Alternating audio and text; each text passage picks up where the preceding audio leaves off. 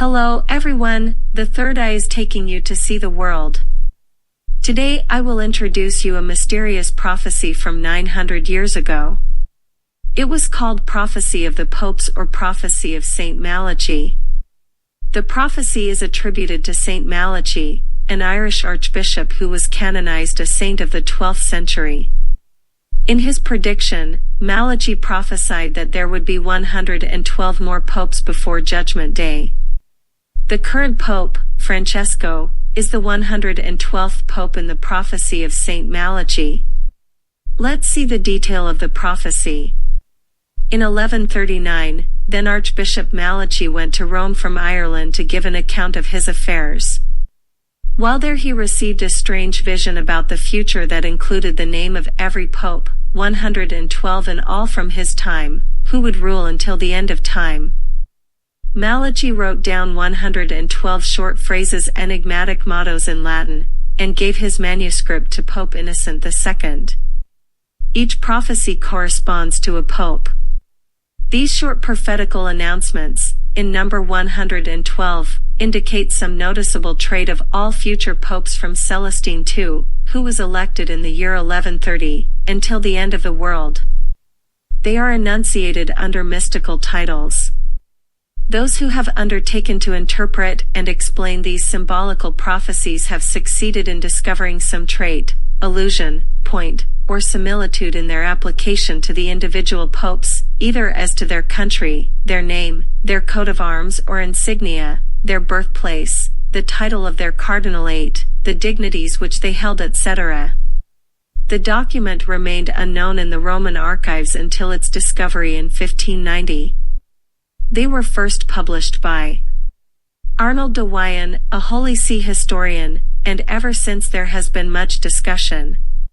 The prophecy can be divided into two parts, the first of which is the 74 popes who appeared before it was officially published in 1595, each of which is accurately predicted.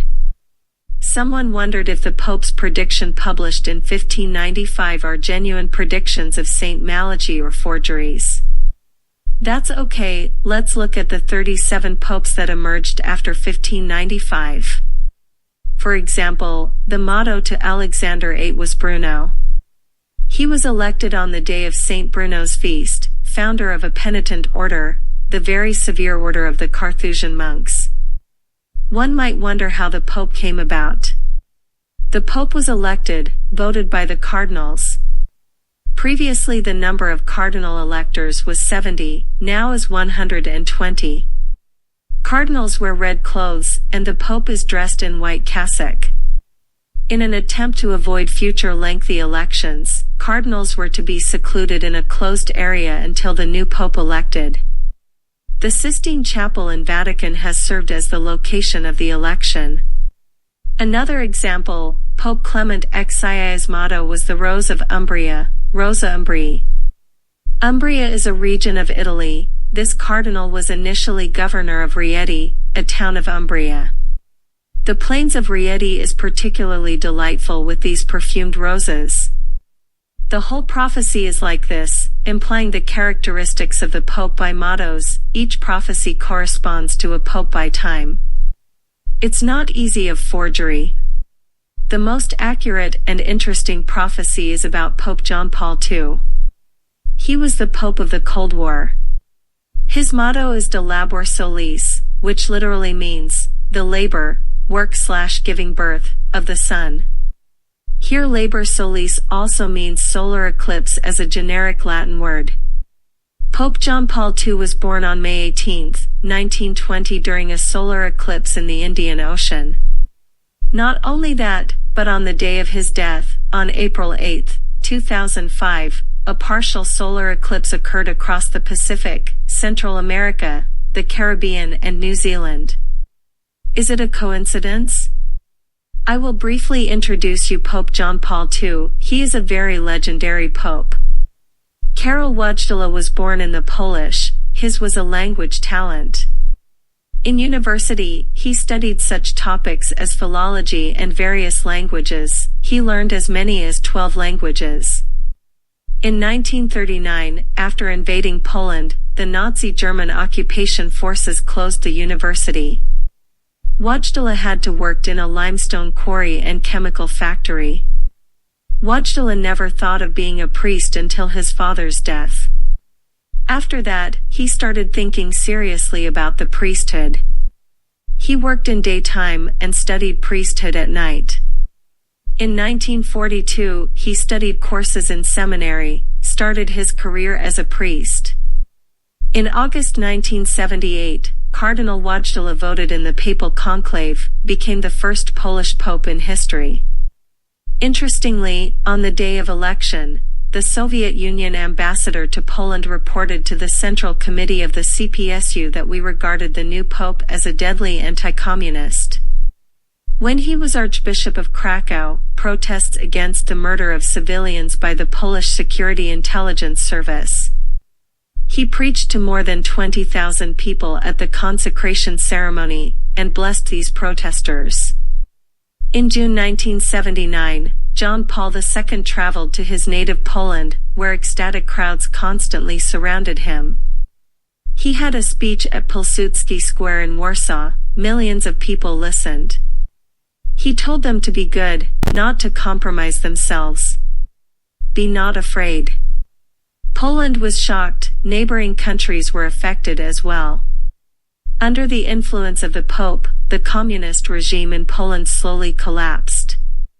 On June 4, 1989, when Poland held its first democratic election in history, former Soviet President Mikhail Gorbachev, without the Polish Pope, no solidarity revolution in Poland in 1980. Relations between former U.S. President Reagan and John Paul II were close, especially because of their shared anti-communism. Reagan praised the Pope as one of the heroes who ended the communist dictatorship. Saint Malachy predicted that there would be only 112 popes in total, and then mankind would welcome the King of all kings. This is what the Bible calls the Messiah and the Last Judgment. Now the question is, on which number the current pope is, and when is the Last Judgment? Pope Francis is now 112th on the list. In other words, according to this prophecy, Francis will become the last pope in human history, and Last Judgment would be during his term of office. Pope Francis' motto is Petrus Romanus, means Peter the Roman. He is from Argentina. Why Roman?